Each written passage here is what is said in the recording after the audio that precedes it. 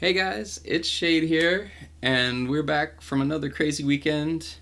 And today I am starting off by doing something I don't do very often, saying I'm sorry. In my last tier video, I stated the Coral Trident has the highest DPS in the game, and I'm sorry, but that is just not the case. Before we get into it, I have something special coming up. It's another giveaway, so I know you guys will be excited for that. The Golden Hydra video is coming out soon, and with it, a sub goal. When we hit 150 subs, I'll be giving away a Golden Hydra, so stay tuned for that, and make sure you sub if you enjoy the content. Anyway, I made an assumption based on the fact that the last major galactic event produced the Galactic Gauntlet, which was best in slot, and then a minor event called Guides Collide produced the other best in slot weapons, i.e. Moonstaff and Sunstaffs.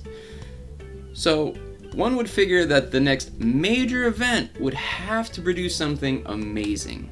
And then, lo and behold, the weapon of Poseidon himself, the Coral Trident, appears. The weapon of the gods, the ones we needed to keep up with the new levels. One that will keep a unique aspect of World Defenders feeling good to use and relevant. This is not exactly that. On paper, it looks good. Almost twice the clip damage Moonstaff has and over twice that of Galactic Gauntlet. But when you figure in the 25% buff, it starts to seem a little less good. And then you notice that Moonstaff has over 4 times the starting damage at level 1, which is the most important level. This is so because sometimes it lets you sneak by with one more endgame tower for infinite, or just straight up survive the early game if you need a little more DPS. It also lets you one-shot clouds in Zeus's domain without upgrading. But then I thought, if you figure in the fact that you have to reload it way more often than Trident, the DPS ratio probably gets better, right? Right? I mean, it looks so cool. Sorry, the numbers don't look that cool, and by the time Trident drops a clip and reloads, the difference gets even more ridiculous. Now, don't get me wrong, if you're using a non-event weapon, this is a huge upgrade. I don't even consider those other things weapons, and it's why they aren't even on my tier list.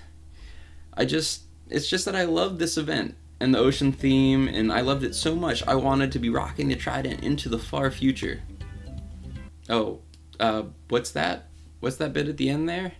That's just the amount of time and percentage that Moonstaff makes me want to commit toaster bathtub, or throw my phone at the wall, or other things you absolutely should not do.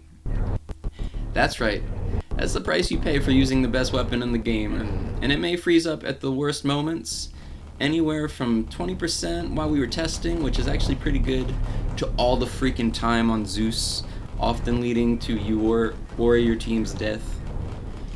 That is, until you get used to doing the particle shuffle. But I digress.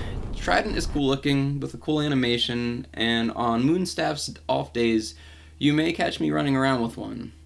But with the intervention of Tiki Hydra and Golden Might shortening the early game where weapons were useful, probably not.